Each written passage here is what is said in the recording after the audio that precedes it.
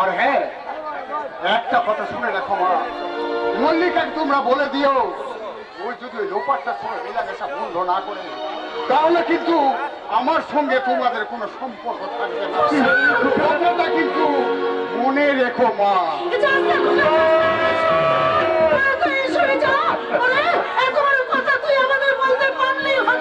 কেন বুঝতে পারবে না রমলা? এই যে তোমার ছেলে একজন বিলেত ডাক্তার, ভুলতে আমি করেছি রমলা। আমি যে অনেক বেশি স্বপ্ন দেখেছিলাম, তাই তো অবসর জীবনে সঞ্চিত অর্থ ব্যয় করে ছেলেকে ডাক্তারি পড়িয়েছি। আমি যে মুহা ভুল করেছি, আমি যে মুহা ভুল করেছি।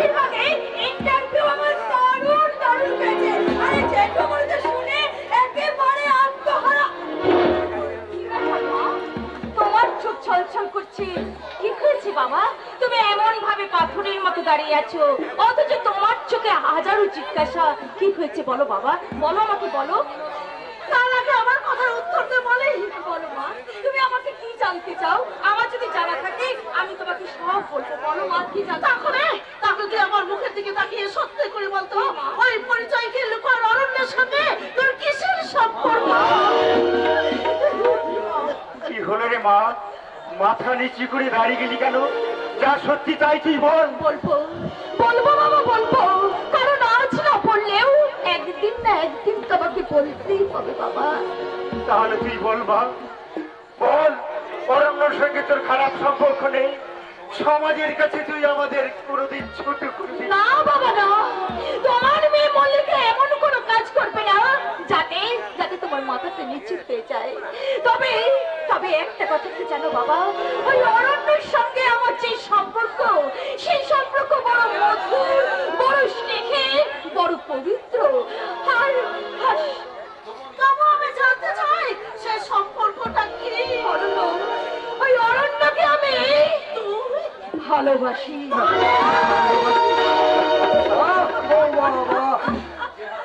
যে হাতি শিশুকাল থেকে মেয়েটাকে মানুষ করলে, সেই হাতি তুমি ওর গায়ে চোর মারলে। আপনি জানেন না, আপনি জানেন না বটা, ও ভিতরে ভিতরে কতখানি বার বেড়েছে। দেখো বৌমা, মল্লিকা মা যে কারো কষ্টাধানে মেরে দেয় না, এ বিশ্বাসটা আমার যথেষ্ট আছে।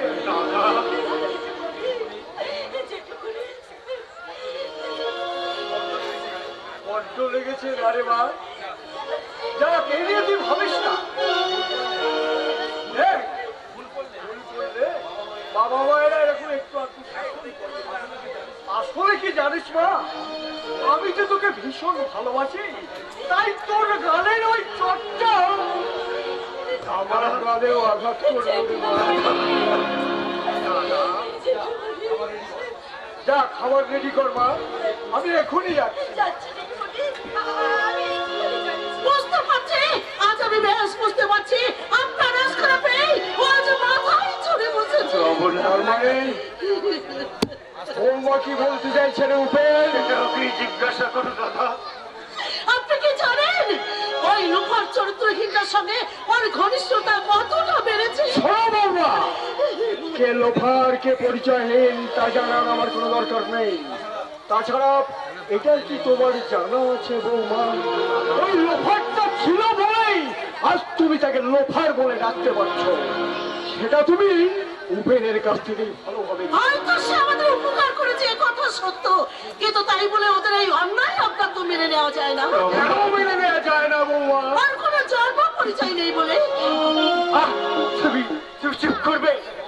আচ্ছা বৌমা, এই ধরো কুশল যেদিন ডাক্তারি পাস করে এ বাড়িতে একটা মেম বউ নিয়ে এলো, তুমি কি বৌমা তাহলে সেই মেম বউয়ের বংশ পরিচয়, ঠিকুজ্জি কুষ্টি সবকিছু আগে থাকতে? সেটা আমার জীবনে দুর্ঘটনা বলে মেনে নিয়েছি। তাহলে কুশলকে কেন মেনে নিতে পারছো না? কুশল কুশল তোমার গর্ভের সন্তান, আর মল্লিকা বা পালিতা কন্যা বলে। বৌমা, রূপের ওরা যদি সত্য সত্য এই দুজন দুজনকে ভালোবেসে থাকে, তাহলে আমি নিজে হাত সাথে ওদের সুখের ঘর বেঁধে দেবো। তোমাদের কোনো কথা শুনে ওদের ওদের ফুলের মতো তাজা দুটো জীবনকে হতাশার রোদ ধরে শুকিয়ে যেতে দেবো না বৌমা, কিছুতেই দেবো না। কথাটা মনে রাখিস। আমার শেষ কথাটা তুমি শুনে রাখো। তোমার দাদার কোথায় পৌঁছতে গিয়ে যদি আমার ভূখণ্ডকে হারাতে হয়, তাহলে আমিও তোমাকে দেখে নেবো। এই কথাটা তুমি মনে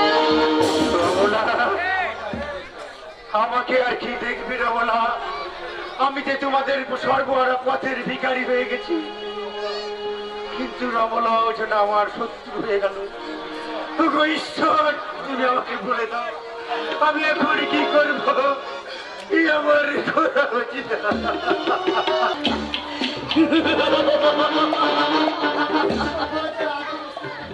আমার উচিত ছিল পরাজয়ের আগে গোটা বস্তিটাকে ভেঙে একেবারে সফট করে দিয়া, কিন্তু না, এমএলএ বিশাল রায়ের পথ চলে গেল। বিশাল রায়ের ক্ষমতা কিন্তু শেষ হয়ে যায়নি। Yes, I am বিশাল রায়। চলে বলে কৌশলে যেভাবেই হোক আমাকে আমার লক্ষ্যে পৌঁছতেই হবে। তার জন্য সৃষ্টি করতে হবে আমাকে নতুন ভাবে চলার পথ।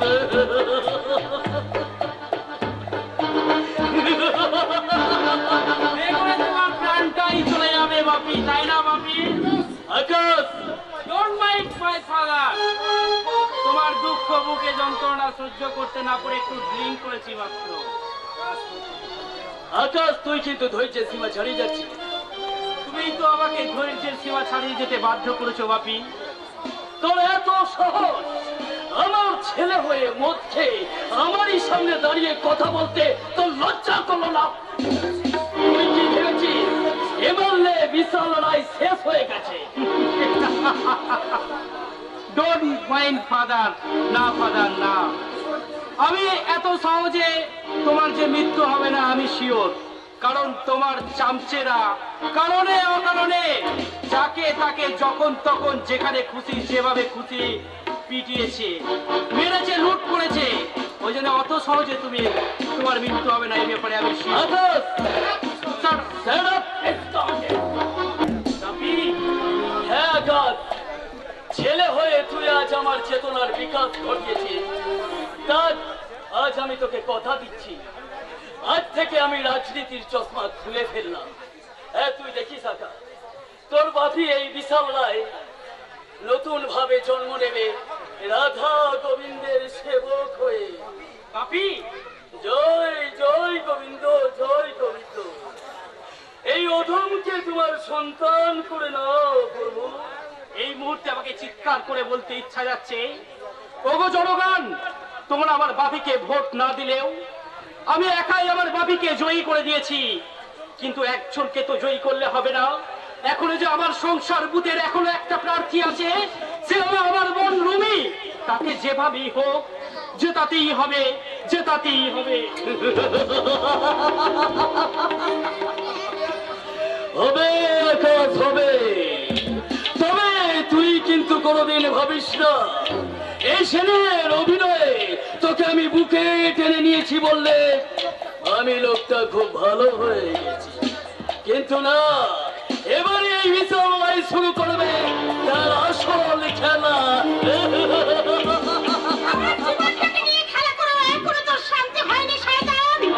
আবার তুই ঝলনার আশ্রয় নিয়ে এসতে আমার কাছে ছুটে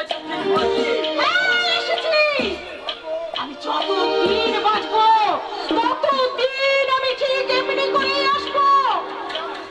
আমি জানতে চাই তুমি এখান থেকে যাবে কিনা। যাবো, যাবো। তুমি যাওয়ার আগে আমার আমার প্রাপ্য অধিকার আমি আদায় করে নিয়ে যাবো।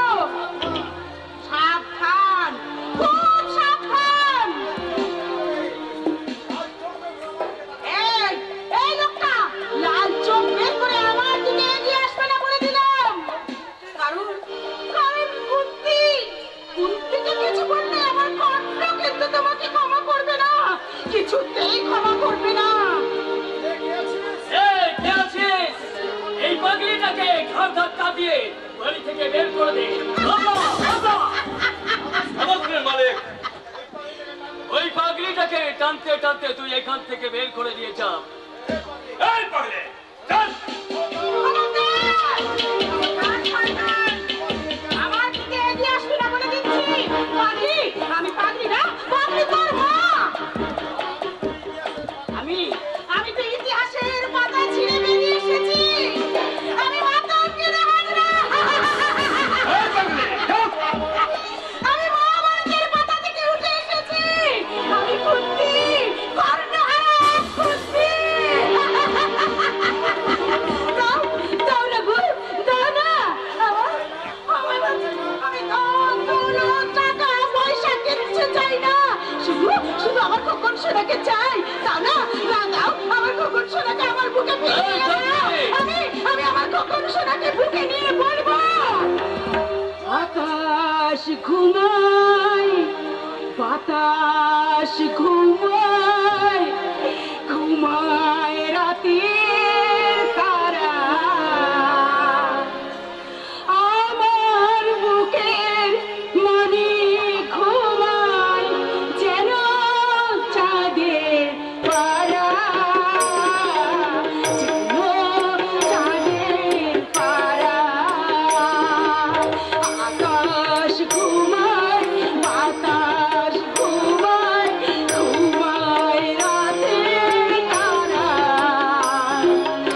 আমার বুকের মনে ঘুমায় যেন চাঁদের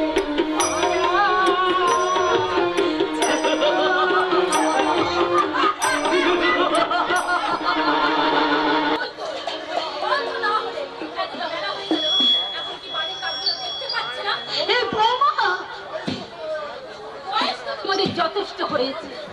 সকাল থেকে ঘরে ঢুকে নাগরকে নিয়ে কি রসের কথা হচ্ছে শুনলে? কি বললে তুমি? ওইসব ন্যাকামি ছেড়ে আমি যা বলছি তাই শুনো।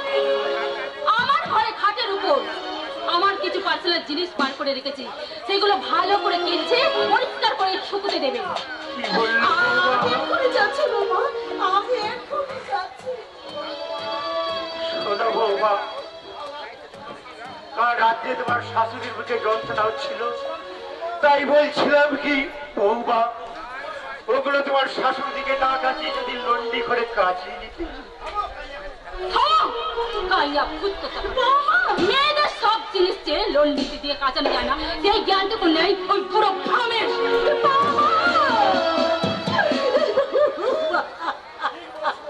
তুমি ঠিকই বলেছো বৌমা, আমি বুড়ো ভাম বলেই তো আমার ছেলে বিলেত ফেরত ডাক্তার বলে কি হবে, তোমার পোষ মানানো ভাবই তো মনে গেছে। আমার সেন্টিমেন্ট সুরসুরি দিয়ে কথা বলার চেষ্টা করলে আমি কিন্তু আপনাদের উচিত শিক্ষা দিতে বাধ্য হব। বৌমা, ভুল তো আমি কিছুই বলিনি বৌমা, কারণ আম গাছে যে তেঁতুল ফলে না, ভাবের বাচ্চাও কখনো মানুষ হয় না মেসা, মানুষ হয় না। আমাকে জ্ঞান দেওয়া হচ্ছে, ভুলে যেও না আমি কোটিপতি বিশাল রায়ের কন্যা। কন্যা নয়, কন্যা নয়, উচ্ছৃঙ্খলের তুমি আছো একটা কন্যা। তাই তো আদর্শবাদী, আদর্শবান, কর্তব্য পরায়ণ উপেন্দ্র হালদার তার শিক্ষা, ন্যায়, নীতি, আদর্শকে চলন দিয়ে আজ হয়েছে তার বউবার পথদকারী।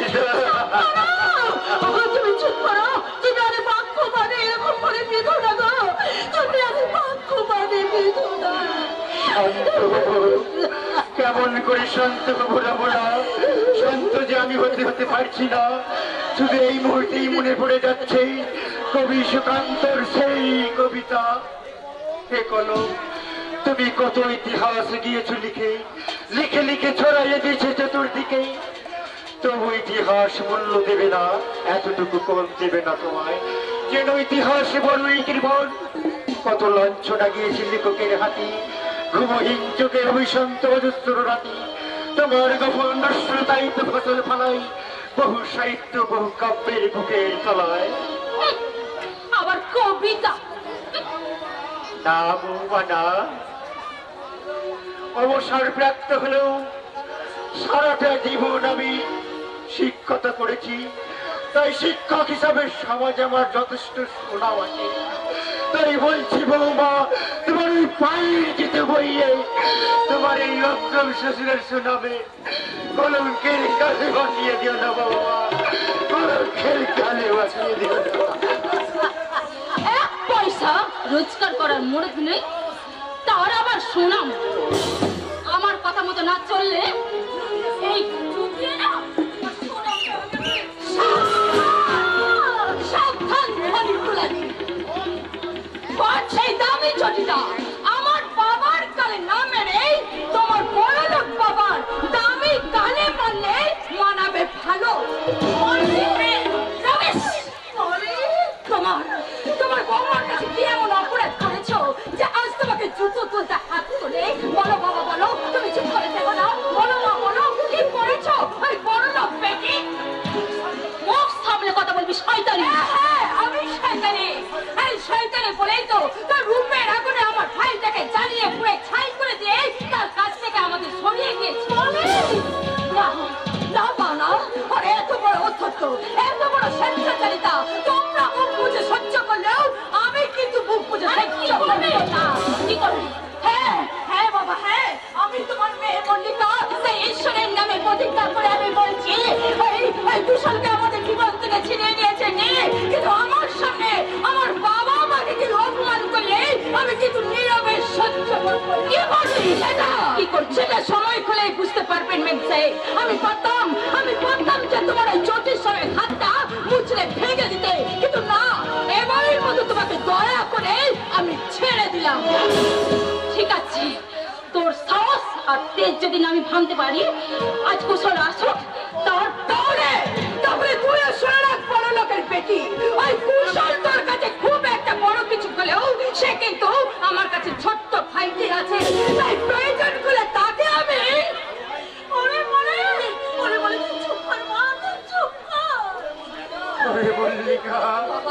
কাদের জন্য তুই এত ভাবিস রে বাবা? আমরা তো তোর ছোট কিছুই করতে পারি। যা ছিল ভবিষ্যতের কথা না ভেবে সব টাকা দিয়ে কুশলের লেখাপড়ার খরচ দিয়েছি। ওরে বাবা, বিন্দু মাত্র তোর জন্য খবর অবকাশ পাইনি। ওরে বাবা, আমরা যে স্বার্থপর, আমরা যে বড় বাবা, আমরা যে বড় বাবা। বেইবার গাড়ির ড্রাইভার বলে যত সব হয়েছে বেইবার। তুমি এসেছো? দেখি মল্লিকা, কি হয়েছে তোমার? তোমার চোখে জল কেন? কাঁদছো কেন মল্লিকা? তুমি এই সময় এসে গেলে, তাই দেখতে পেলে ওরা সবাই মিলে প্রতিদিন কেমন আমার প্রতি অত্যাচার করে।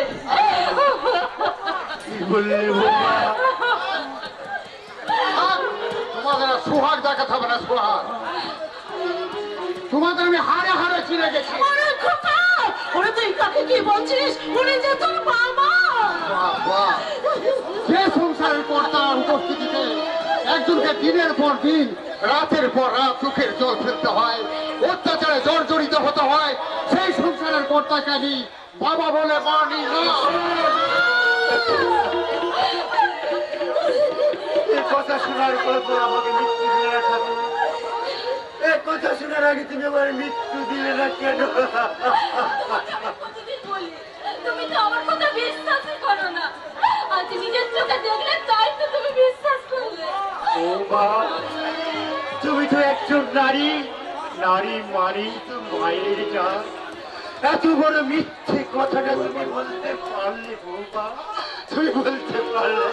আমার বেইমান কোথাকার, তুমি শুধু জন্মদাতা না হতে তাহলে তোমার মুখটা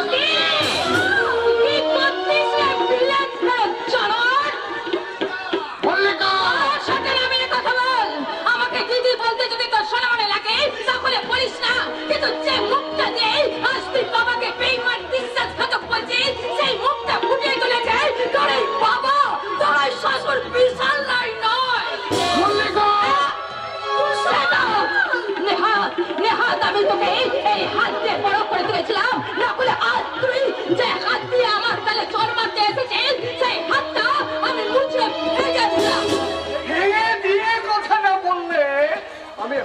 করতালি দিয়ে তোকে বাহবা জানাটা। জেঠুমণি, কারণ নালিশ শোনার মতো সদিচ্ছা আমার নেই রে। কারণ বাইরে থেকে আমি অনেকটাই শুনে নিয়েছি, তাই বলছি প্রথম যদি এই নচ্ছর মেয়েটাকে বাড়িতে বউ করে নিয়ে এলি, সবার অনিচ্ছাতেও আমি তোকে এই বাড়িটাতে জায়গা করে দিলাম। তাই সেই হাতে বলছি এই মুহূর্তে হাত ধরে বাড়ি থেকে বেরিয়ে যা কুলাঙ্গা। যাবো তো নিশ্চয়, তাছাড়া এই রাস্তা করে পড়ে থাকার মতন আমার ইচ্ছাও নেই। তবে একটা কথা তোমরা শুনে রেখে দাও, তোমরা কিন্তু আমার কাছ থেকে আজ থেকে একটা কানা করিও পাবে না, এই কথাটা মনে রেখো। চলে এসো রুমি, চলে এসো।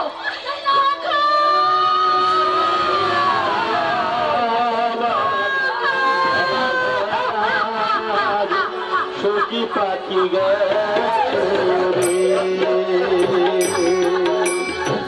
ভেঙে গেল খেলা ঘর, সখী পাখি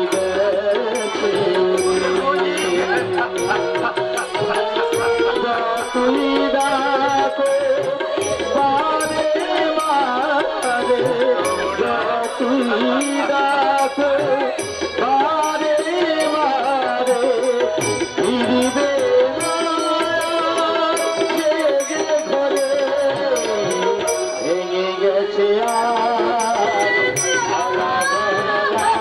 আমার, ভেঙে গেছে খেলা ভেঙে গেছে।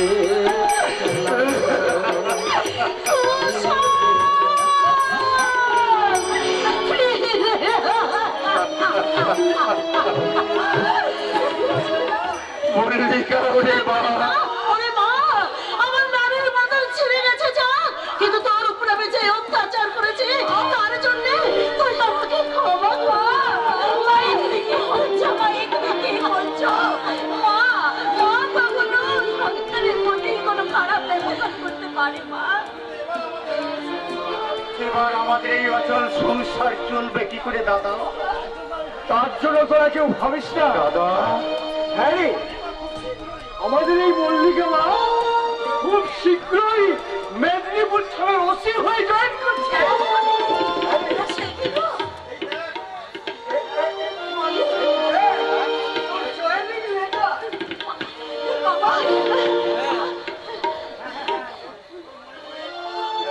বাবা, তোর মনে পড়ে বা তোর মনে পড়ে, মা, তোর মনে পড়ে ছোটবেলায় যখন তোর মাকে এই বাড়ি থেকে আসতে দেখেছিল,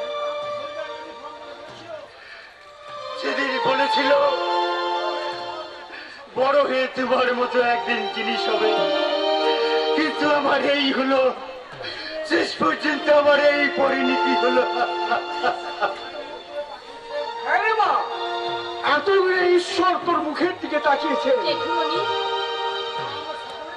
তাই তো আজ আমরা সকলে মিলে তোর রোজগারে বসে বসে খাবো। হ্যাঁ রে মা, বসে বসে খাবো। মল্লিকা দিদি, মল্লিকা দিদি, কানাই! হ্যাঁ, কানাই, কি হয়েছে? কি হয়েছে কানাই ভাই? বলো, বলো, তুমি চুপ করে আছো কেন? কি হয়েছে কানাই ভাই? ছুটে আসছি, কিন্তু কথাটা বলতে কিন্তু বলতেই আমার হবে। কণ্ঠনালী রুদ্ধ হয়ে আসছে। তোমাকে বলতেই হবে, যেমন করেই হোক, যতই তোমার কণ্ঠনালী রুদ্ধ পেলে তবু বলো, বলো, বলো, অনুরোধা, কি হয়েছে? অনুরোধা মহারাজ, কি বললি?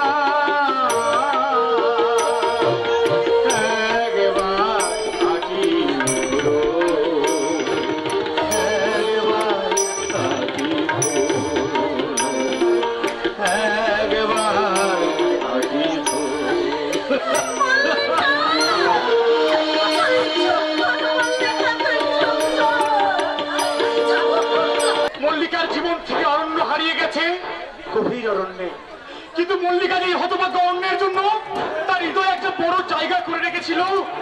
কিন্তু কাকে বোঝাবো আমার এই মনের অব্যক্ত যন্ত্রণার কথা?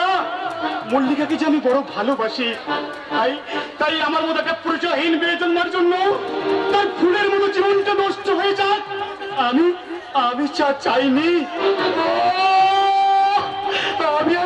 আমি আর ভাবতে পারছি না।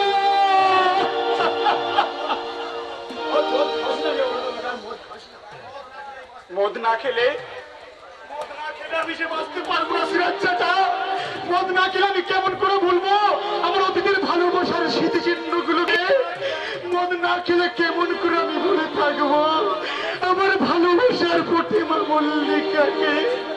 কি বলছিস রে তুই? অরণ্য না না সিরাজ চাচা না, আমি অরণ্য নই। অরণ্য তার ভালোবাসাকে মুক্তি দিতে অনেক দিন আগেই রেল অ্যাক্সিডেন্টে মারা গেছে। অরণ্য দেখছো সে অরণ্যই না চাচা, সৃষ্টিকারী জঙ্গল সম্রাট ভগবান বিশ্বাস। ভগবান বিশ্বাস? হ্যাঁ ভগবান বিশ্বাস, যার কণ্ঠে থাকবে তীব্র অহংকার, যার হৃদয়ে থাকবে পার্শ্ব ভালোবাসার প্রসাদ, যার আদর্শ হবে এই গরিব কৃষ্ণ মানুষের মুখে ক্ষুধার আহার তুলে দেয়া, যার হাতে থাকবে প্রতিবাদের দুরন্ত হাতিয়ার। কি তুই বলছি অরণ্য?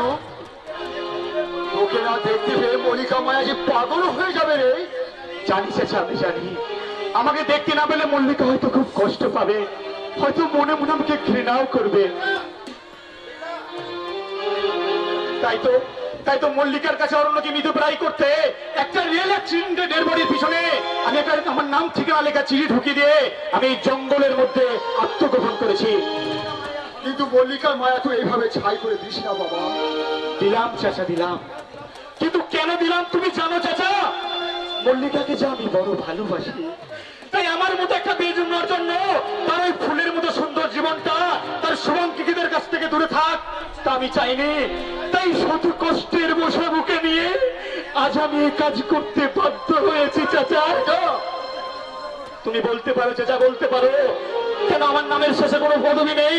কেন আমি আমার সমাজে মা বাবার নাম বলতে পারি না? কেন আমার নাম শুধু অরণ্য? কেন আমার জন্ম পরিচয়ের জন্য তোমার ভালোবাসাকে আমাকে হারাতে হলো? তুমি বলতে পারো চাচা, তুমি বলতে পারো কি আমার মা আর কে আমার বাবা? পারি রে বেটা, পারি। তার মানে তুমি? হ্যাঁ রে বেটা, হ্যাঁ। সময়ের অপেক্ষায় আছি, সময় হলে আমি তোকে ঠিক সময় বলবো। তাহলে তুমি আর দেরি করো যদি আমাকে বলো কে আমার মা, কে আমার বাবা? আমি কোথায় গেলে তাদের খুঁজে পাবো? না চাচা না, আমি তাদের কাছে পেয়ে আমি তাদের কোনো ক্ষতি করবো না। আমি শুধু তাদের কাছে জানতে চাইবো আমার জন্মের কৈফিয়ত। কেন তারা একটা নিষ্পাপ ছেলের জীবনকে এইভাবে ছাড়খাড় করে দিল? কি অপরাধ করেছিল সে? অপরাধ সে কিছুই করেনি, অপরাধ করেছিল এই নেবখান সিরাজ মিয়া। চাচা এই বেটা, সেদিন তো ফুটফুটে কচি মুখটা জিন্দা রাখতে এই সিরাজ মিয়া তার দিলটাকে গলিয়ে দিয়েছিল রে বেটা। তাহলে হয়তো কি বললে সিরাজ চাচা, তুমি কি বললে? খোকন সোনা, খোকন সোনা। কে খোকন শোনা, খোকন শোনা বলতে বলতে এই জঙ্গলের দিকে ছুটে আসছে? কে? খোকন সোনা,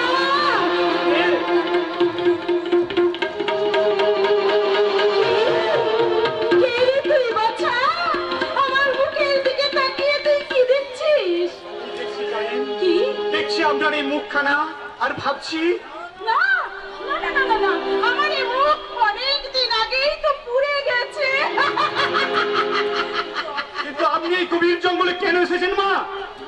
কি বললি, কি বললি? মা, আমার প্রাণটা জুড়িয়ে গেল।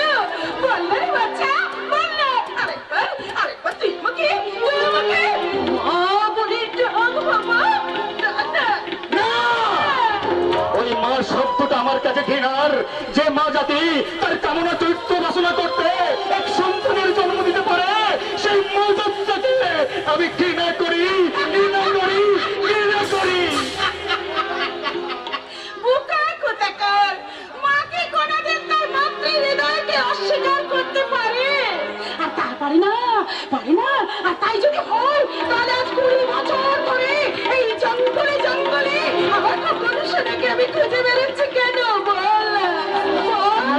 বছর, তার মানে কি?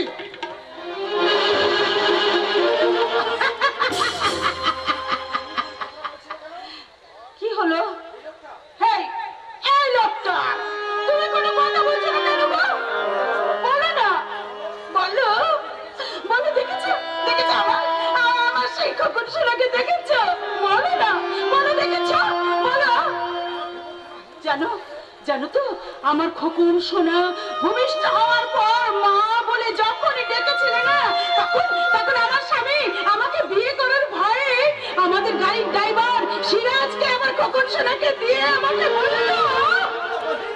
আরে কমলা বহি, কে? তুমি তো সেই হতভাগ্য সিরাজ ড্রাইভার। সিরাজ দা, তুমি? হ্যাঁ রে বহি, আমি তো সেই সিরাজ ড্রাইভার। বহু মানুষকে গাড়ি চাপা দিয়েছি, সত্যি তুই খুশি বেচা জিন্দা রাখতে। আমি জঙ্গলে আজ তারা ঠেক গেছি রে। তাহলে আমার খোকা যেতে হবে না তোকে, না তুই ঠিক জায়গায় ঠিক সময় দিয়ে পৌঁছে গেছিস। সিরাজ ভাই, দেখ বহিন দেখ, তোর চোখের সামনে দাঁড়িয়ে আছি, দেখ ওকে বাবা বলে দেখি শান্তিতে বাবা। সিরাজ চাচা,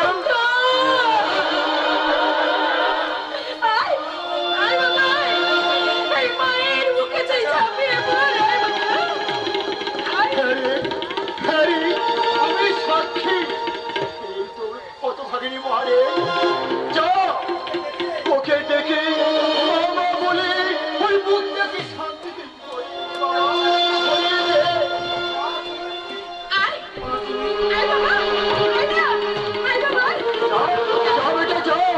শান্তিতে ভরিয়ে দে বাবা। দা তুমি আমার মা। আমি তোর মা।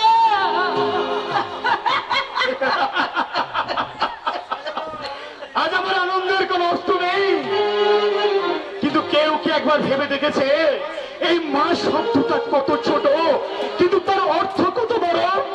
মা মানে বসুন্ধরা, মা মানে ধত্রী, মা মানে গর্ভধারিণী। যে মা নারী এক মাতৃত্বের দাবি নিয়ে মা ডাক শোনার জন্য হাত বাড়িয়ে আমার কাছে ছুটে এসেছে, আর আমিও আশায় আছি। আমি আমার মায়ের মার মুখ থেকে খোকা ডাক শোনার জন্য। আমি আমার জীবনে এতগুলো দিন কাটিয়েছি আমার মাকে ছাড়া, তাই আমি যখন একাকী নীরবে থাকি তখন আমার মা আমাকে বারবার চিৎকার করে খোকা খোকা বলে ডাকে, আর তখন আমি মনে মনে গেয়ে উঠি, কাটে না সময় যখন আর কিছুতে বন্ধুর টেলিফোনে মন বসে না, জানলার গ্রিলটাতে ঠেকাই মাথা, মনে হয় মার মতো কেউ বলে না, আয় খোকাই, আয় খোকাই। আয় খোকা,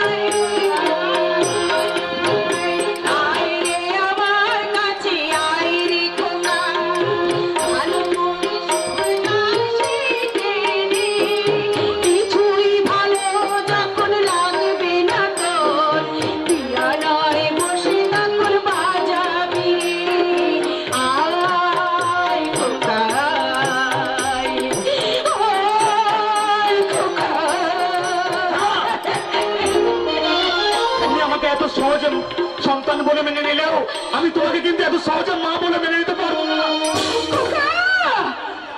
তুমি যদি আমার মা, তাহলে কোথায় গেল আমার হাতের শাখা? কোথায় গেল তোমার সিঁদুর সিঁদুর? তুমি আমাকে বলে দাও, তুমি আমাকে বলে দাও, আমি কি জবাব দেব? তুমি বলে দাও। কি হলো বলে উত্তর দাও, আমার প্রশ্নের উত্তর দাও তুমি। দেবো খোকা দেবো, আজ তোর সব প্রশ্নের উত্তর আমি দেবো খোকা, আমি দেবো। ওরে খোকা, তুই জানিস তোর মায়ের শাখা সিঁদুর এক শয়তান চুরি করে নিয়ে ওই রক্তময় ফেলে দিয়ে তোর মাকে আস্তা করে ফেলে দিয়েছে। কিন্তু আরে বলো মা, বলো কে সেই শয়তান যে তোমার জীবন থেকে সারা সিঁদুর কিনে নিয়ে তোমার জীবনটাকে হাহাকার করে দিয়েছে? বলো মা, কে সেই শয়তান যে একটা শিশুর জন্ম দিয়েছে কিন্তু তার কাছ থেকে তার পিতৃ পরিচয়টা কেড়ে নিয়েছে? বলো মা, বলো কে সেই সন্তান তার বুকের রক্তে আমি তোমার পা ধুইয়ে দেবো? বলো কে সেই মহাপুরুষ? শুনবি, শুনবি খোকা, শুনবি কে সেই শয়তান? সেই শয়তান ওই বিশাল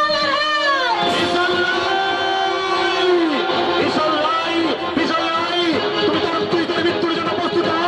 তোর পাপের প্রায়শ্চিত্ত করতে ছুটে যাচ্ছে জঙ্গল সম্রাট ভগবান বিশ্বাস। তাই তোর পা দুটোকে আমি কেটে দেবো, হাত দুটোকে ভেঙে দেবো, তাই তোর বুক রক্ত করে জাগে জাগে গুলি চালিয়ে তোর বুকটাকে চাঙ্গা করে দিয়ে আমি আমার মায়ের সিঁদুর চুরির বদলা নেবো। বদলা। তাই আজ থেকে এই চোখের জলকে চিরবিদায় জানিয়ে এই চোখে জ্বালবো আমি আগুন, এক ভয়ঙ্কর আগুন। আর সেই ভয়ঙ্কর আগুনে পুড়িয়ে মারবো ওই মানুষ রূপী জানোয়ার বিশাল রায়কে। সহ্য করতে পারছি না। আমি যে মা, মা কি সন্তানকে ছেড়ে থাকতে পারে? এ জানি না আমার কুসুম কেমন আছে। ওগো ঈশ্বর, আমার সন্তানকে তুমি সুখে রেখো, তাকে তুমি শান্তিতে রেখো। আবার তুমি বিছানা ছেড়ে উঠে এসেছো রমলা। ডাক্তার তোমাকে হাঁটাচলা করতে নিষেধ করেছি। হ্যাঁ গো, আমাকে একা ফেলে রেখে তুমি কোথায় গিয়েছিলে? ডাক্তারখানায় ওষুধ আনতে।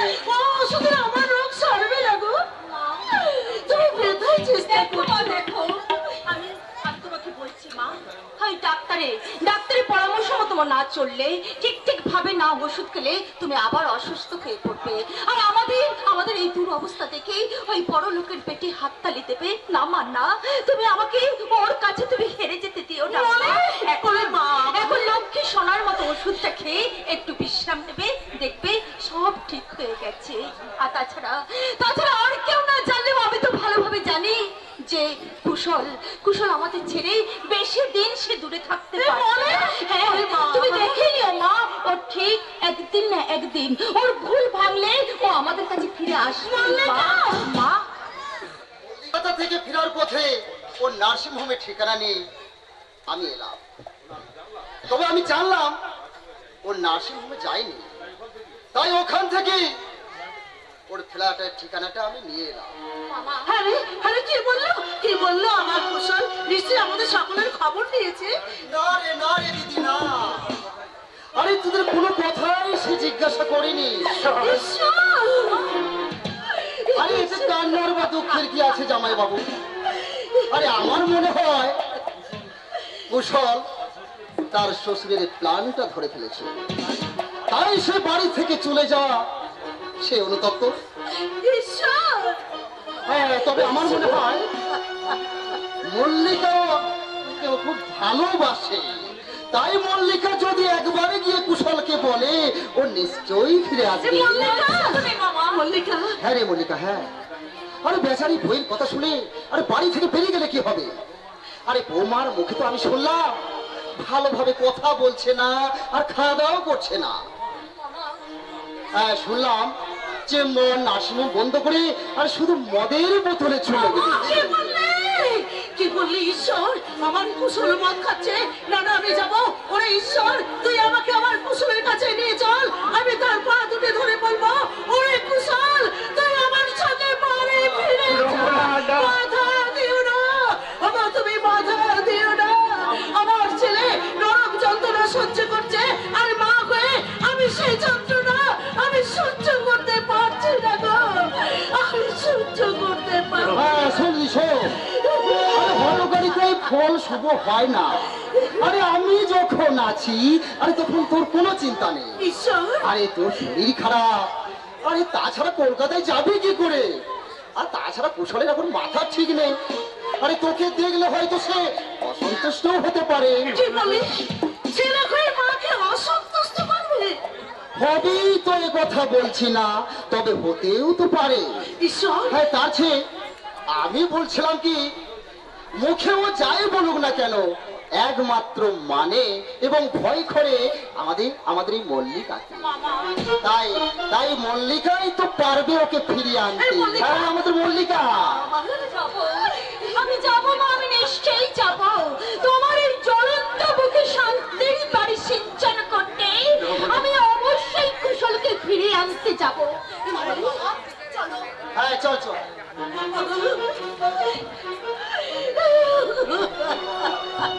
চলো রমলা, চলো।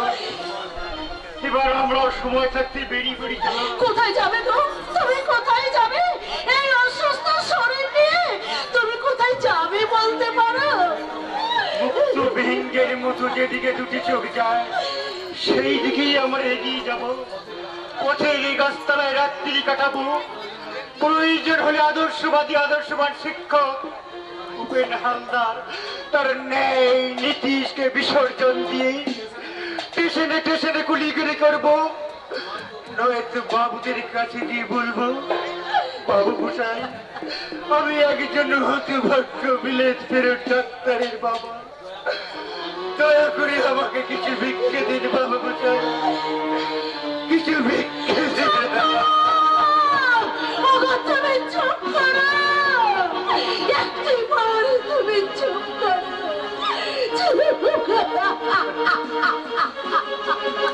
এই ম্যাডামকে পৌঁছে দাও। আপনার এই উপকারে নেই আমি কোনোদিন শোধ করতে পারবো না। এই কথা পরে হবে ম্যাডাম, আগে আমাদের কাজ করতে দিন। থ্যাংক ইউ মিস্টার বিশ্বাস, মেনি থ্যাঙ্কস। কাজটা কিন্তু তুমি ভালো করলে না। আমি হচ্ছি রাধা গোবিন্দর সেবক। এই সারা গোবিন্দর বাচ্চা, ভালো করে শুনে রাখ, নারীর ইজ্জত নিয়ে যারা ছিনিমিনি খেলে, অসহায় নারীর ইজ্জত নিয়ে যারা পাশবিক সার্কাস খেলায় মত্ত হয়, এই জঙ্গল সম্রাট ভগবান বিশ্বাস তাকে রেহাই দেয় না। ভগবান বিশ্বাস, হ্যাঁ, আমি ভগবান বিশ্বাস। তাই বলছি, গলার স্বরটা নামিয়ে কথা বলুন মিস্টার রায়, কারণ এই জঙ্গল সম্রাট ভগবান বিশ্বাসের মুখের ওপর কেউ কথা বলে না। আমি ইচ্ছা করলে আপনার এই নরকান্তি দেহটাকে এক নিমেষেই আমি ধ্বংস করে দিতে পারতাম, কিন্তু না, আপনাকে আমার ভীষণ প্রয়োজন। তাই আরে না না, আপনি কিন্তু পকেটে হাত দেওয়ার চেষ্টা করবেন না, তাহলে কিন্তু নিজের বিপদ নিজেই ডেকে আনবেন। শুক্লাল ভাই, ও শুক্লাল ভাই, খতম করে দিব উঠে। হ্যাঁ শুক্লাল ভাই, উনি হচ্ছেন দামি মানুষ, উনি স্বেচ্ছায় আমাদের বস্তা ভর্তি করে দেবেন। তার মানে ডাকাতি? এই দিন দুপুরে তোমরা আমার আশ্রমে ডাকাতি করবে? বাবা তাড়াতাড়ি ছুটাই, ডাকাত পড়েছে, ডাকাত। আগে ফোন করে। এই সারা চঞ্চিকির বাচ্চা, একদম চিল্লাবি না। শুক্লাল ভাই, তুমি যাও, ওকে নিয়ে তুমি ভেতরে যাও, আর যে টাকার বান্ডিল গুলো করছিল সেইগুলো তোমার বস্তাতে ভরে নিয়ে চলে আসবে। যাও, হোক উঠে। আর শোন, ও যাচ্ছে তোর সাথে, সবকিছু গুছিয়ে ঠিকঠাক ভরে দিবি। আর ভুল করেও যদি ওর গায়ে কানে না চলে যাওয়ার চেষ্টা করিস, তাহলে সালা ওই কিছু টাকার বান্ডিল না মুখে গুঁজে সালা মেরে দেবো একদম। যা শুক্লাল ভাই, যা। চল, চল, সালা উঠে। চল। তোমার শহর থেকে আমি মুক্ত হচ্ছি ভগবান বিশ্বাস। সাহসটা আমার একটু বরাবরই বেশি স্যার, কারণ সাহস না থাকলে এই প্রকাশ্য দিন দুপুরে আপনার আশ্রমে আমি ডাকাতি করে আসতে পারতাম না। সাহস না থাকলে এই গরিব বস্তির মানুষগুলোকে আমি এক মুঠো ক্ষুধার অন্ন তুলে দিতে পারতাম না। সাহস না থাকলে যেসব মানুষগুলো চিকিৎসার অভাবে মৃত্যুর সঙ্গে পাঞ্জা লড়ছে, তাদের মুখে আমি একটু ওষুধ তুলে দিতে পারতাম না। আমার বিশ্বাস, হ্যাঁ, তাই তো আমি তাদের কাছে ভগবান। ও কোর্ট, দুঃখ করবেন না স্যার, দুঃখ করবেন না। জীবনে তো প্রতিনিধি রেখে অনেক টাকা সঞ্চিত করেছেন, তার থেকে সামান্য অংশ চলে গেলে আপনার কিছু যায় আসবে না স্যার। কাজটা হয়ে গেছে মুখে। আচ্ছা ঠিক আছে, তুমি এই বস্তুটা নিয়ে গাড়িতে যাও। স্টার্ট দাও, আমি যাচ্ছি। উঠে শুনুন মিস্টার রায়, আপাতত যা নিয়ে যাচ্ছি দেখি কতটা কি করতে পারি, তবে প্রয়োজন হলে আবার আমি আসবো। আর একটা কথা, থানা পুলিশের সাহায্য নিয়ে আমার পিছনে লাগার চেষ্টা করলে তার পরিণতি হবে মৃত্যুর চেয়েও ভয়ঙ্কর। সাপের ছবল আর সীতার খাবল তার উপর পড়বে, তার জীবনটাই সালা মায়ের ভোগে চলে যাবে।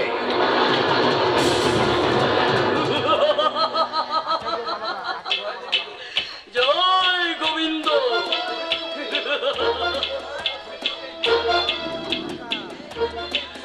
কারণ এই বিশাল রায় মৃত্যুকে ভয় করে না।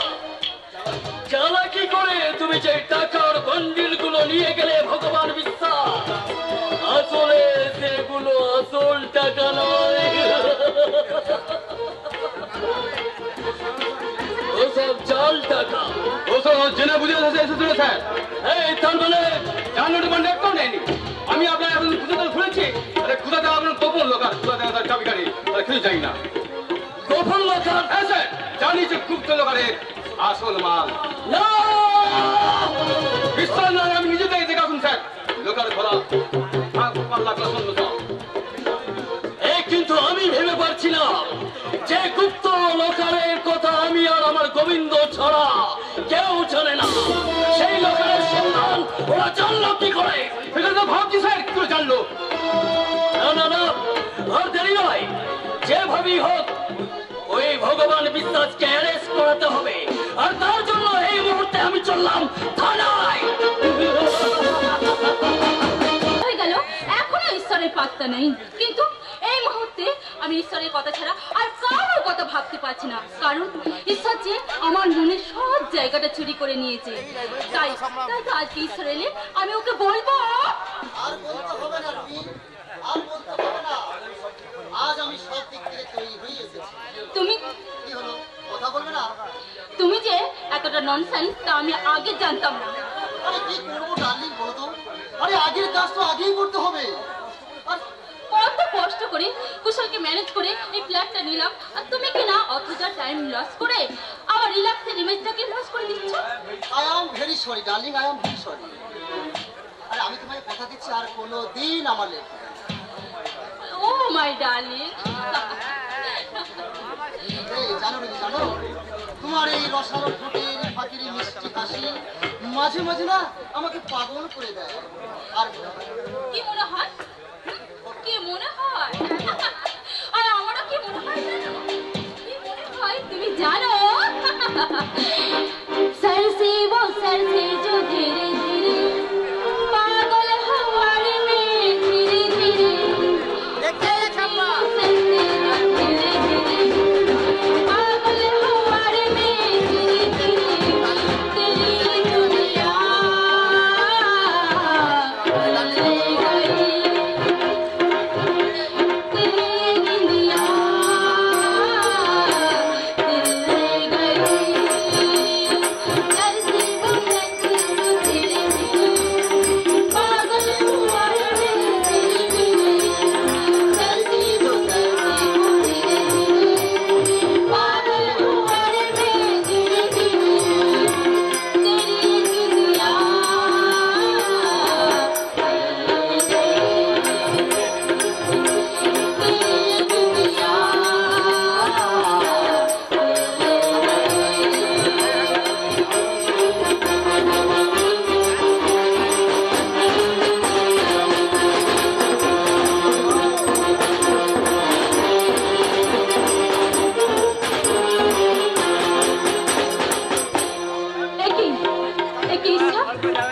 তুমি মদ খাচ্ছ? এর আগে তো কখনো তোমাকে সত্যি আমি দেখিনি। মদ নয় ডার্লিং, মদ নয়, এটা হচ্ছে অমৃত। আরে মদ খাই ছোট লোকেরা, আর আমি খাচ্ছি অমৃত। ঈশ্বর, হ্যাঁ ঈশ্বর, মদ না খেলে তোমার এই উত্তর যৌবন সাগর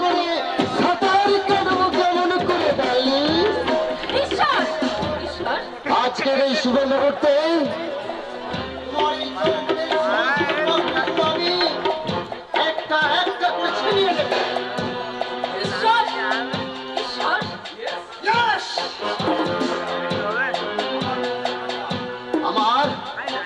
আমার পথের কাটা বিশাল রায় যাতে হস্তক্ষেপ করতে না পারে, আর তার জন্য ওই মল্লিকাকে আমি তার কাছে পৌঁছে দিয়েছি। তাই সে এতক্ষণ তাকে ঈশ্বর, তুমি এত নীচ, তুমি এত নীচ। আরে তুমি এত তোমার তুলসী পাতা নয়। ঈশ্বর, আরে এতদিন তো তুমি ওই কুশালের মাথায় টুপি পরিয়ে আমার সঙ্গে লিপ্ত ছিলে। ঈশ্বর, তাই তোমার জন্য আমাকে লাখ লাখ টাকা খরচ করতে হয়েছে। তাই আজ তোমাকে আমি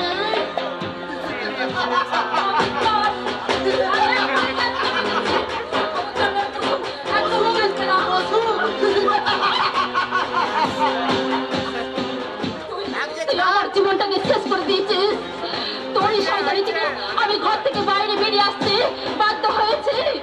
আমার পবিত্র মতন মল্লিকা নরদ, তাকে তুই আমার বাবার মতো শয়তানের খাতায় বন্দি করে দিয়েছিস। তোকে আমি ছাড়ব না শয়তান, তোকে আমি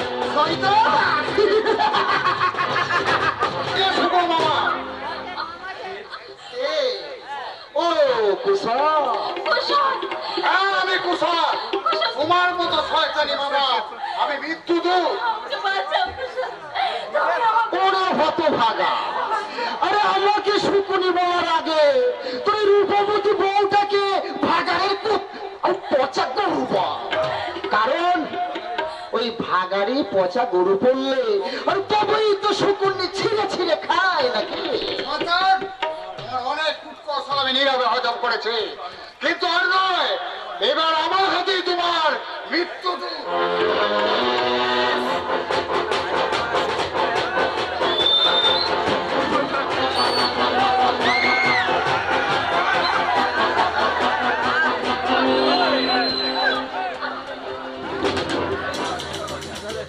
এই সারা কুত্তার বাচ্চা, তার সৃষ্টিকারী জঙ্গল সম্রাট ভগবান বিশ্বাস, তোর মৃত্যুদূত। তোর শয়তানিতে মল্লিকাকে চোখের জলে বুক ভালাতে হয়েছে। তোরই তো বানালে পড়ে এদের জীবনটাকে তুই ছাড়কার করে দিতে চলেছিস, আর তোর চক্রান্তে একটা সুখের সংসার শ্মশান হতে চলেছে।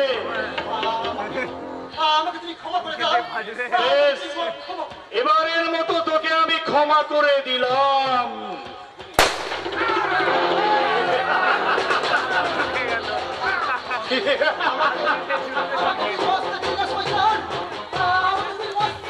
সাপের সবল আর চিতার খাবল যার ওপর পড়বে তার জীবনটাই সালা মায়ের ভোগে চলে যাবে। আমি কে তা আমি জানি না, তবে আপনার উপকার আমি উপকারের বাহবা করার জন্য এই ভগবান বিশ্বাসের জন্ম হয়নি। হ্যাঁ, আমি তার সৃষ্টিকারী জঙ্গল সম্রাট ভগবান বিশ্বাস। ওই প্রাক্তন এমএলএর বাড়ি থেকে ফেরার পর, ডাকাতি করে ফেরার পর আমি নারী কণ্ঠের আর্তনাদ শুনে এখানে চলে এসেছি। আমি অসময়ে এসে যদি কোনো অন্যায় করে থাকি তাহলে ক্ষমা করে দেবেন ম্যাডাম। আপনি এত মহৎকার মুখ, সে করেছে লুট। কি ভাবছেন স্যার, কি ভাবছেন? ভাববার কিছু নেই স্যার, ভাববার কিছু নয়। আমি শুধু ডাকাতি করি তাই নয়, মা বোনদের প্রতি অত্যাচার দেখলে আমি তাকে ওয়ার্নিং দিই না, তাকে ডাইরেক্ট গুলি করে মেরে ফেলি। কারণ কারণ আমার জীবনে ওয়ার্নিং বলে কোনো কথা নেই, কোনো কথা নেই। কারণ ওয়ার্নিং দিয়ে দিয়ে সারা থানা পুলিশ জেল সারা জামিন নিয়েও সারা ঘুরে বেড়াচ্ছে। আমার বিধানে হচ্ছে, হয় দুনিয়ায় ভালোভাবে বাঁচো, নাই গুলি খেয়ে ওপরে তুমি চলে যাও। আপনি চলে যান। আমি যা বলি সেটাই করি, আমি মিথ্যা কথা বলি আর চোখের সামনে সেটা দেখতে পেলেন চলি। Good bye. বড় আশ্চর্য মানুষ এই ভগবান বিশ্বাস। আর তার থেকে বেশি আশ্চর্য লাগছে তোমাকে। আমাকে আমাকে তুমি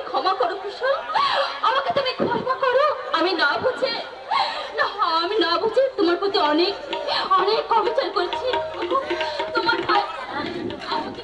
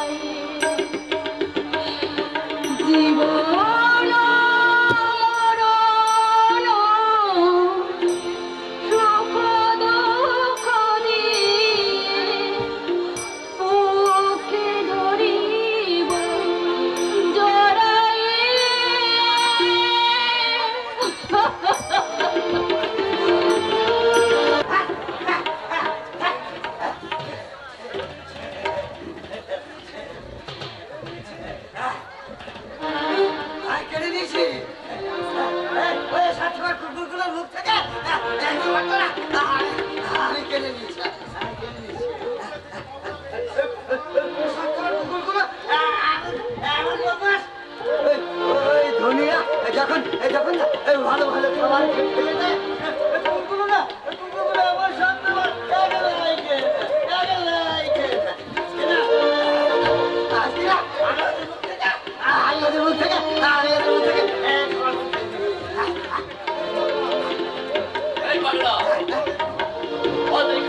চুরি করেছিস?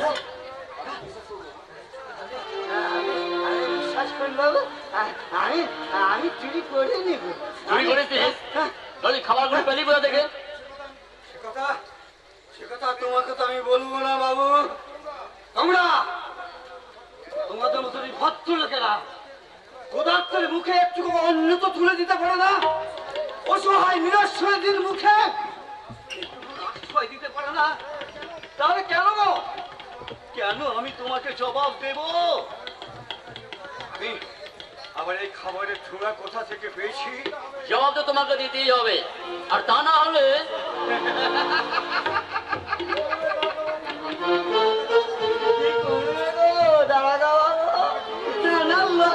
ভরে দেবে বুঝিয়া কোনো লাভ হবে না গো, কোনো লাভ হবে না। কারণ আমাকে তো ছাড়িয়ে নিয়ে যাওয়ার কেউ নেই, আর ছাড়িয়ে না নিয়ে গেলে তোমাদের পকেট ভর্তি হবে কি করে গো? ভর্তি হবে কি করে? এই পাগলা, কেন আমাকে বিরক্ত করছো গো বাবু? কত কষ্ট করে কুকুরগুলোর সাথে লড়াই করে খাবার আমি জোগাড় করেছি। আমার খুব খিদে পেয়েছে। আমার সোনামণিরা খুব খিদে পেয়েছে। আমাদেরকে শান্তিতে একটু খাবার দু ভাবতে দিকে একটু ভাজা হয়ে গেছে, খাবারটা খেতে দাও না, খেতে দাও না। পাগলটাকে আমি রোজই দেখি, কিন্তু আজ যেন ওর প্রতি আমার দুর্বলতা ক্রমশ বৃদ্ধি পাচ্ছে। কিন্তু কেন? কি এত ভাবছো? হ্যাঁ, কি এত ভাবছো? আমার কথা খুব দুঃখ পেয়েছি বুঝি। হ্যাঁ, না না না না, একদম দুঃখ পেয়ে যাবো, একদম দুঃখ পেয়ে না।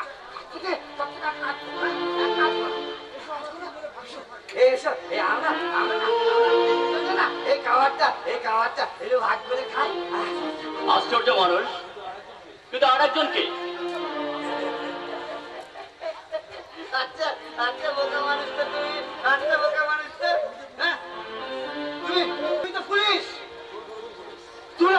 চোর হলো কি করে? একটু আগে বললাম না, হ্যাঁ আমার সোনামণিকে দিয়ে আমি খাবারটা খাচ্ছি। কে ওই সোনামণি? আমার মেয়ে গো, আমার মেয়ে। ওর মেয়েটাকে একটু শান্তিতে খেতে দাও না গো। আমার মেয়েটা এত দুষ্ট, আমাকে ছেড়ে না, আমাকে ছেড়ে না এক মুহূর্ত থাকতে পারে না। কোথায় থাকে?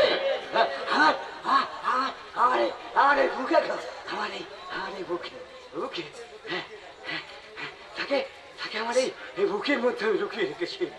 দেখবে দেখবে, ওই দেখি দেখি। না না, আমি তোমাকে রাখাবো না, আমি তোমাকে রাখাবো না। তুমি তাহলে সত্যের চলে ভেসে যাবে, ওই সত্যের চলে ভেসে যাবে। সবাই আসছে, আসছে, তোমরা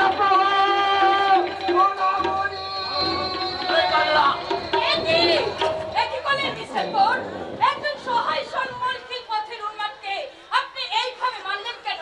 কি অপরাধ করেছিল? Sorry madam, I am very sorry. আপনি ওনাকে শুইয়ে দিন, আপনাকে আমি সব কথা বলছি। মাথা থেকে রক্ত ঝরছে। ঝরতে দিন ম্যাডাম, ঝরতে দিন। হয়তো ওরা ঝরে পড়ে রক্তের মধ্যেই উনি সন্ধান পেতে পারেন, ওরা রক্তের সন্ধান। ইয়েস ম্যাডাম, আমি ভালো করেই জানি। কদিন ধরে পাগলাটাকে দেখছি আমি এদিক ওদিক ঘুরে বেড়াচ্ছে। বেশিরভাগ সময় ও গঙ্গার ঘাটে বসে থাকে। গঙ্গার যখন জোয়ার আসে তখন কয়েকজন নাম ধরে ডাকতে ডাকতে চিৎকার করে বলে পালাও পালাও, সব ভেসে যাবে। তাই ওনার চাল চলন কথাবার্তা আমি দেখে কত গভীর রাতে আমি ভেবেছি।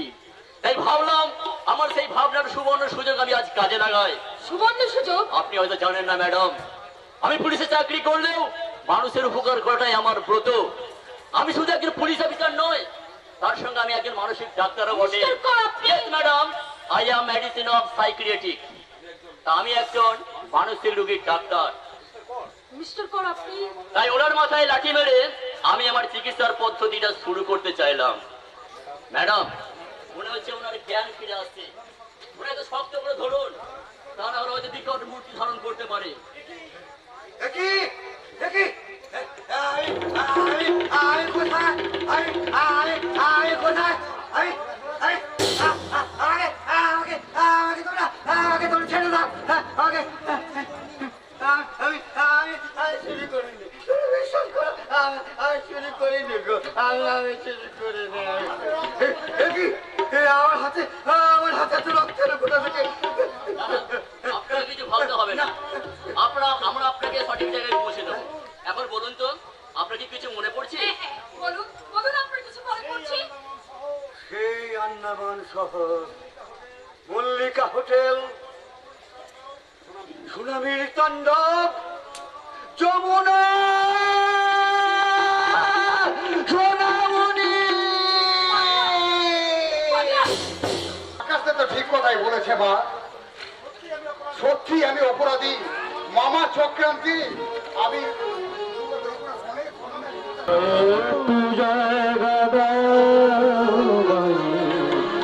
মন্দিরে বসি, মায়ের মন্দিরে বসি, আমি অনাহত একজন, আমি অনাহত একজন, আমি অনাহত একজন,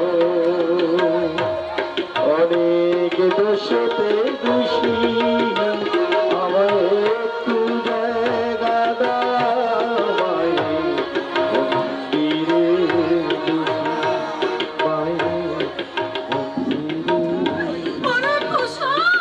আমি যে মাকে কখনো সন্তানকে ক্ষমা না করে পারে। আই বাবা, তুই হরে বুকে আয়, তুই হরে বুকে আয়। আমি জানি মা, আমার অপরাধে কোনো ক্ষমা হয় না।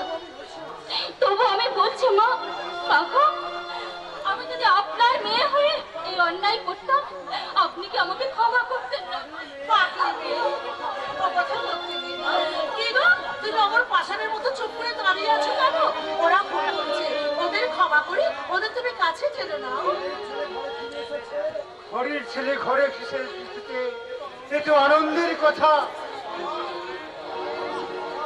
আমাকে তোমরা ক্ষমা করো না বাবা। আমাকে নয় রে হতভাগা, আমাকে নয়, এবারই সবার উপরে যার স্থান তার কাছে ক্ষমা চাই গিয়ে যা। তুই কি ব্যাপার? আরে এসব বড় লোকের মেয়ে জামাই আমাদের এই ভাঙা ঘরে কি ব্যাপার?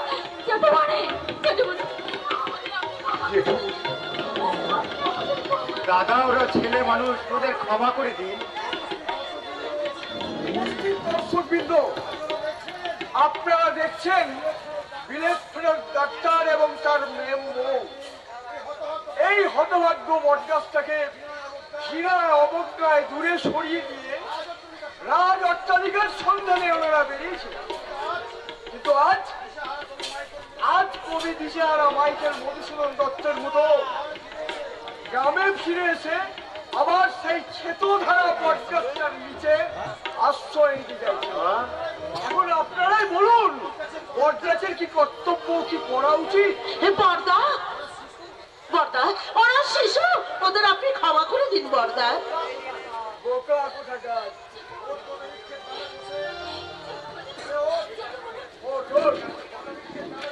বটবৃক্ষের ডালে বসে কত পাখি তো ডালে পায়খানা করে নোংরা করে দেয় রে বোকা।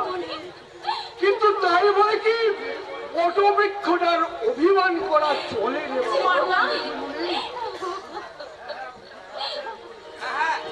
আপনি ঠিকই বলেছেন, ওই বটবৃক্ষ ছিল বলেই আমি সে যাত্রায় বেঁচে গেছিলাম।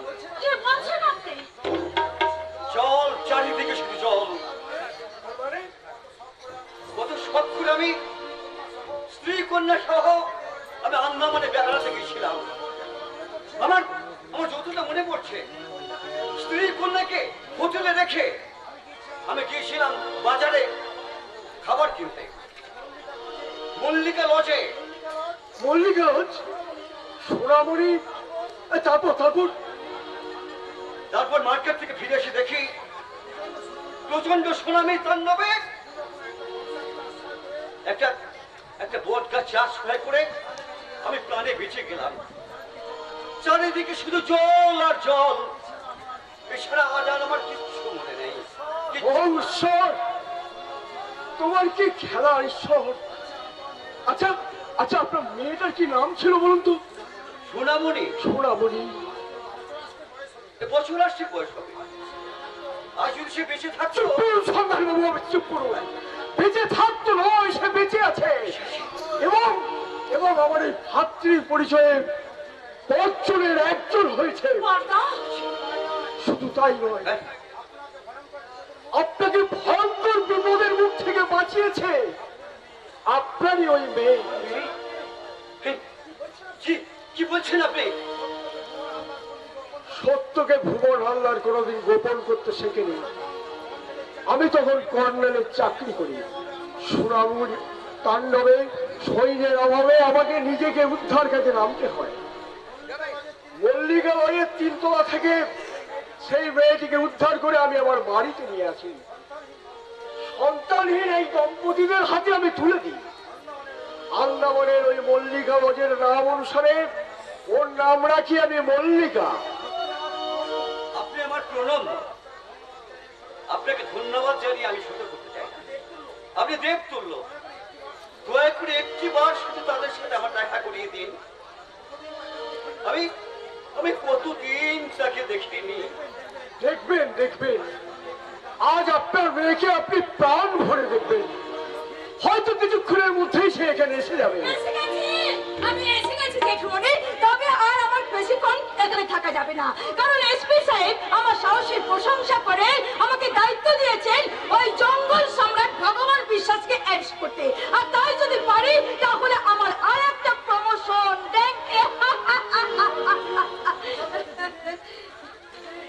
দিদি দিদি, আরে এই যে ভূতের মুখে রাম নাম। তারপর বল, তুই কেমন আছিস?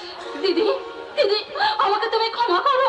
আমি তোমাকে আমি হচ্ছে পুলিশের স্টাফ, তাই কাউকে আমি ক্ষমা টমা করি না। অপরাধীকে ধরি আর লকআপে পুরে দিই। তাই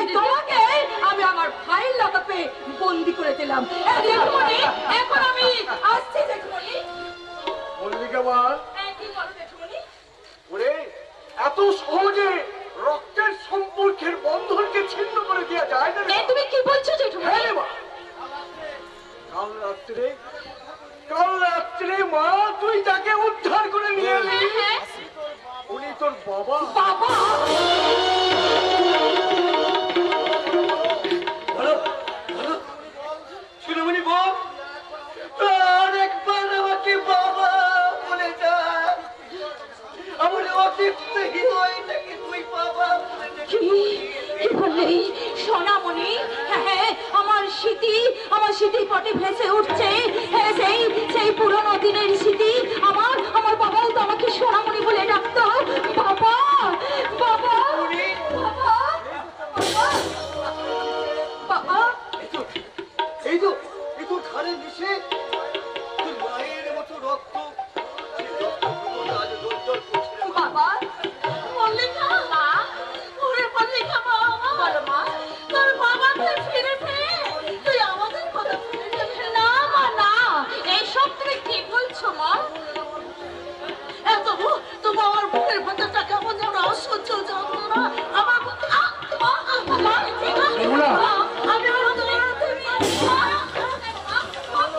কি হলো রমনা, কি হলো? কথা বলো রমনা। মল্লিকা তোমাকে আমাকে মা বলে ডাকলেও তোমাকে যে সে বাবা বলে মা। সাথে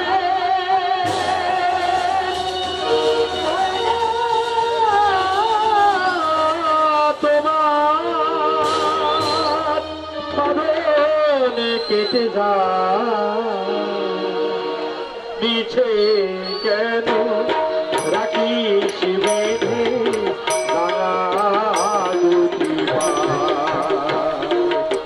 এমন সাধের ময়না তোমার বাঁধন কেটে যায় মিছে কেন রাখিস বেঁধে রাঙা দুটি পায় পিছে কেন রাখিস বেঁধে রাঙা দুটি পায় এমন সাথে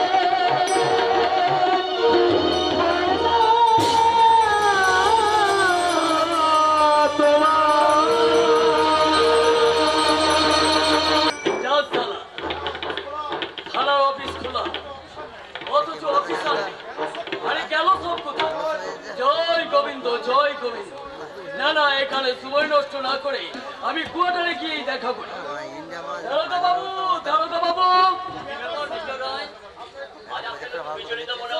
আরে জয় গোবিন্দ, বিচলিত বলে বিচলিত স্যার। আমি গোবিন্দর একনিষ্ঠ সেবক, আর আমার আশ্রমে চড়াও হয়ে কিনা ডাকাতি। বলেন কি ডাকাতি? হ্যাঁ স্যার, আমার গোবিন্দকে সর্বশান্ত করে প্রকাশ্যে দিনের বেলায় ডাকাতি করে দিয়ে গেল। আমাকে একেবারে ভিখারি করে দিয়ে গেছে স্যার, ভিখারি করে দিয়ে গেছে।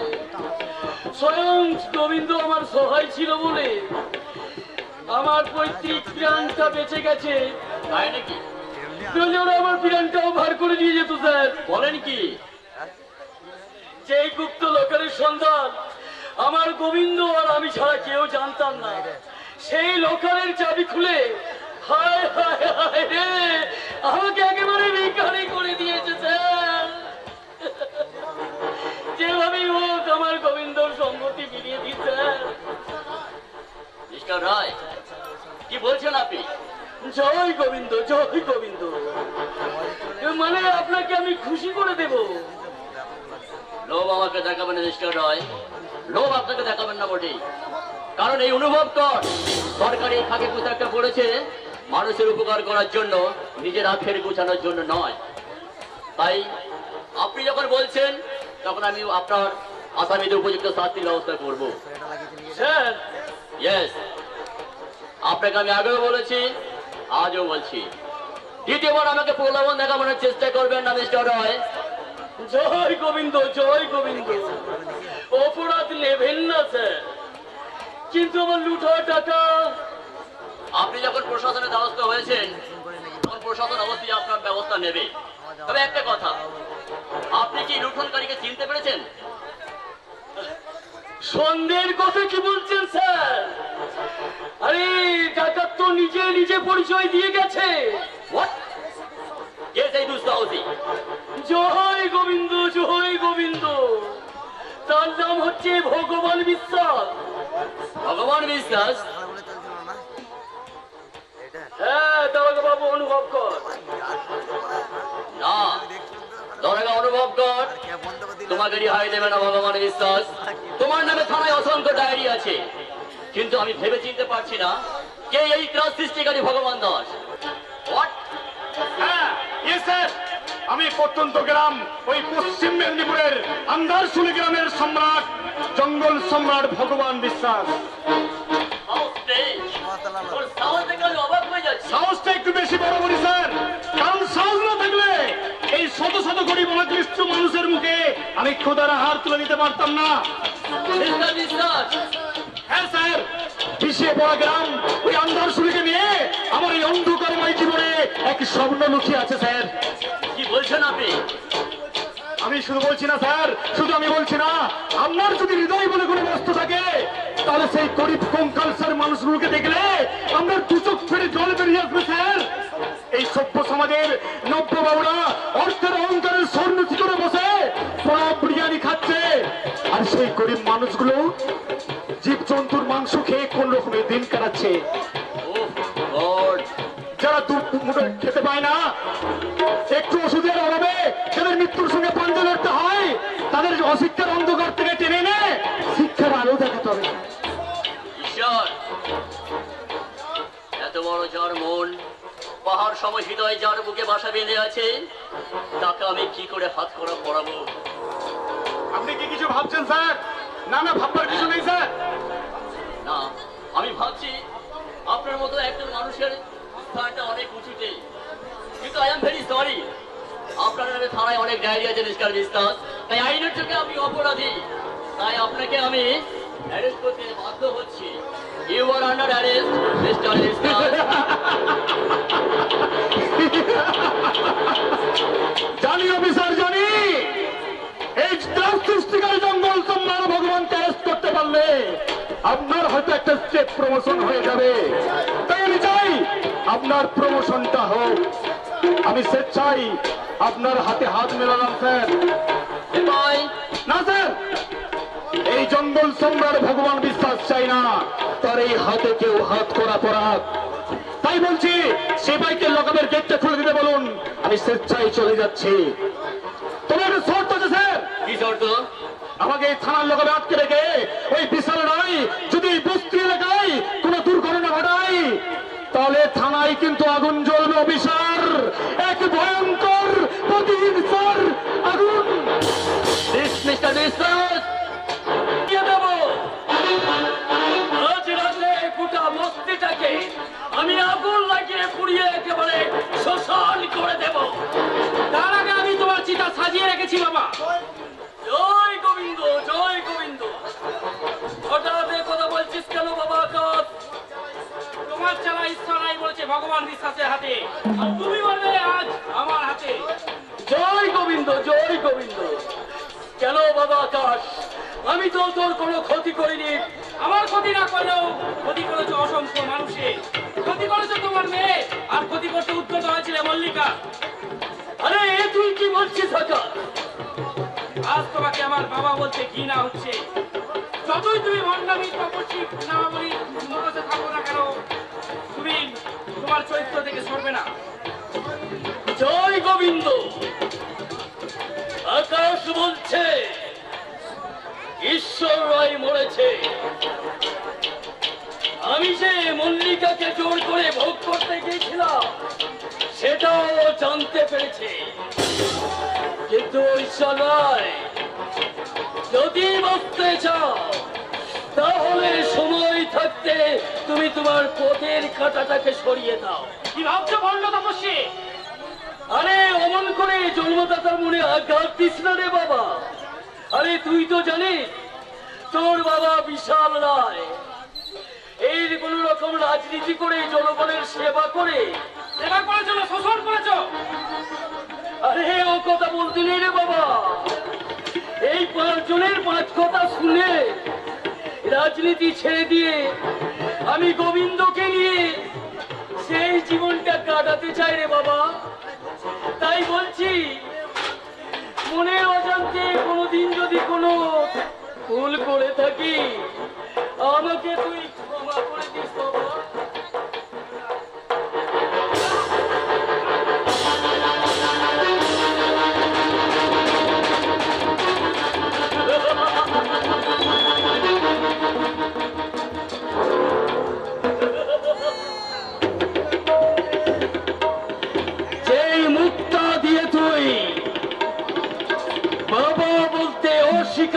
করেছিলি সেই মুখটাকে আমি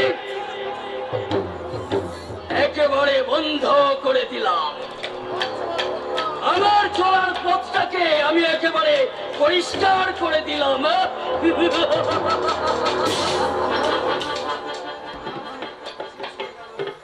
আমার শেষ সম্বলটুকু শেষ হয়ে গেল। আমার বংশের উত্তর অধিকারী আমার মুখ অগ্নি করা সম্বলটুকু শেষ হয়ে গেল। কেন আমার দুর্বল হলে চলবে না।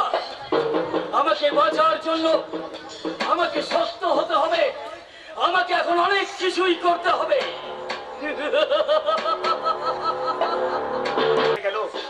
কিন্তু সিরাজ চাচা একবারও দেখা করতে এলো না। মঙ্গল সর্দারের মেয়ে তিতলি কেমন আছে আমি সেই খবরটাও পেলাম না। এরা নয় চুপ করে আছে, কিন্তু মা মা কি একবার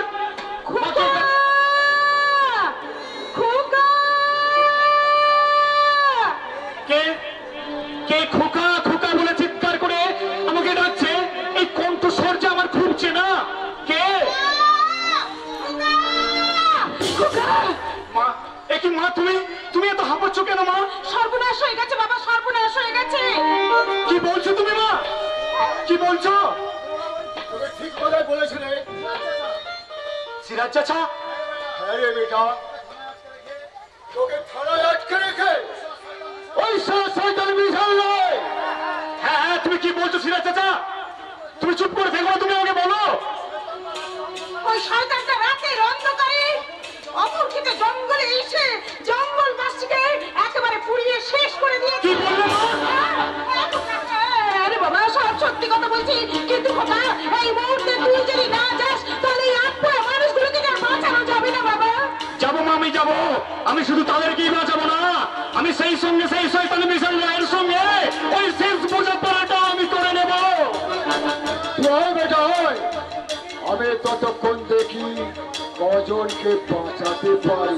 হ্যাঁ সিরাজ চাচা, তুমি যাও, তুমি আর দেরি করো, তুমি যাও। যতটা সম্ভব তাড়াতাড়ি আমি আসছি। তুমি যাও, আর দেরি করো না সিরাজ চাচা, তুমি যাও। হ্যাঁ আই বহিন আয়। হ্যাঁ চলো সবাই চলো। ও জঙ্গল দেবতা, তুমি কি পাষাণ হয়ে গিয়েছিলে? ও আর আমি ভাবতে পারছি না। জঙ্গল সম্রাট, তুমি না ভগবান বিশ্বাস, তোমাকে সম্মান করে, তোমাকে ভগবান বাবু ডাকে জঙ্গলের সারা মানুষ। তোমাকে ভগবান তাদের বিপদের দিনে তুমি চুপ করে থাকবে ভগবান বিশ্বাস? না, তাদের এই চরম দুর্দিনে এই জঙ্গল সম্রাট ভগবান বিশ্বাস দূরে থাকতে পারে না। অফিসার, এই লোকাদের গেটটা খুলে দিন, আমাকে বেরিয়ে যাওয়ার সুযোগ দিন। নাহলে জঙ্গল সম্রাট ভগবান বিশ্বাসের কথা মতো এই থানায় আগুন জ্বলবে অফিসার। এক ভয়ঙ্কর প্রতিহিংসার আগুন।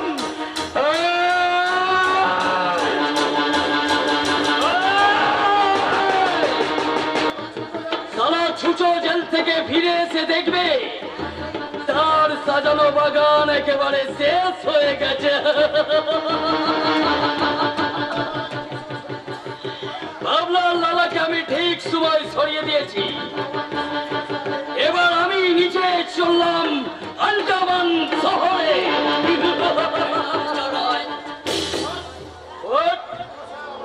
কেন স্যার আমার অপরাধ? অপরাধ আপনার এক নয়, মিস্টার রয়। বিশ্বজোড়া চোরা কারবারি, মানব সভ্যতার শত্রু আপনি। নারী ধর্ষণ, অপহরণ থেকে শুরু করে কালো টাকার বিজনেস, কোনোটাই আপনার বাদ ছিল না মিস্টার রয়। অফিসার, যেগুলো লাভ হবে না মিস্টার রয়। আপনার সমস্ত জারি জুড়ি শেষ হয়ে গেছে, তাই you are under arrest mister Roy. ভালোই ভালোই গিয়ে গাড়িতে উঠুন, নাহলে প্যানাতে প্যানাতে গাড়িতে তুলবো। গোবিন্দর ইচ্ছায় যেতে যখন হবে তাহলে আমি আপনাকে হাত বাড়িয়ে দিচ্ছি। হাত করা লাগান অফিসার।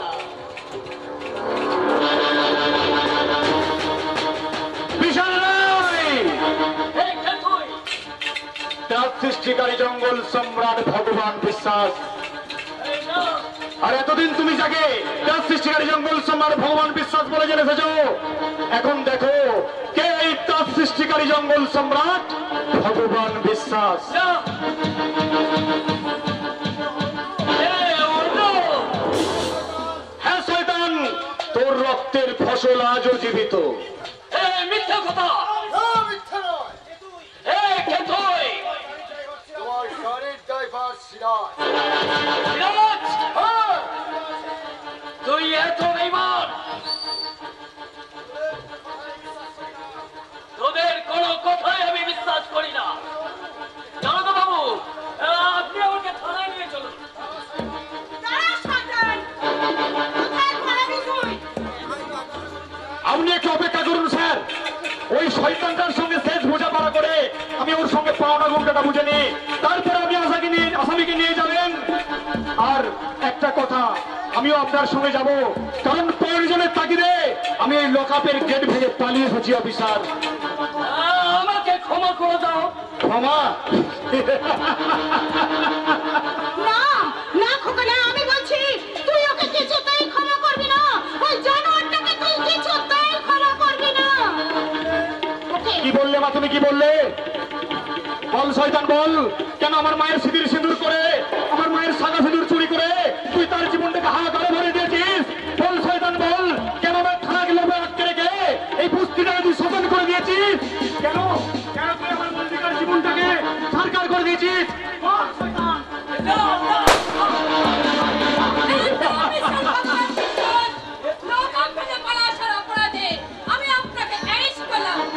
শুধু লকআপের গেট ভেঙে পালিয়ে আসিনি ম্যাডাম, আপনার সামনে একটা খুন। হ্যাঁ মল্লিকা, হ্যাঁ, আমি বেচারি শুধু আমার এই হতভাগিনী মাটাকে ফিরে পাবার জন্য আর তোমার জীবনের সুখ দেখার জন্য। নিন ম্যাডাম নিন, এবার এবার আপনার ডিউটি আমি পালন করুন। আইনের চলে আবদ্ধ হয়ে নিজের ভালোবাসার মানুষের হাতে আমি আজকে হাত করা পড়াতে পারবো না। বাবু, আমি ঠিক সময় না এলে আপনাকে হয়তো চক্রান্তের যুবক আসছে বলি হতো, তো তাই আপনি দেখবেন স্যার, আমি যেন জামিনে তাড়াতাড়ি ফিরে এসে আমার এই মল্লিকার স্মৃতিতে আমি সিঁদুর পরিয়ে দিতে পারি। আজ তো আমি জারজহীন, পরিচয়হীন জারজ নই, আমি শুধুমাত্র আমার মায়ের সিঁদুর সিঁদুরটা চুরি করে এনেছিল এই শয়তান। তাই আমার মাকে যাতে আর সিঁদুর পড়তে না হয়, তাই আমি আমার জন্মদাতাকে চিরতরে শেষ করে দিয়ে আমার মাকে আমি বিধবার সাজে সাজিয়ে দিলাম। তাই এই মুহূর্তে আমার চিৎকার করে বলতে ইচ্ছা করছে, জারজ হয়ে জন্ম নিয়ে শুয়েছি কত অপমান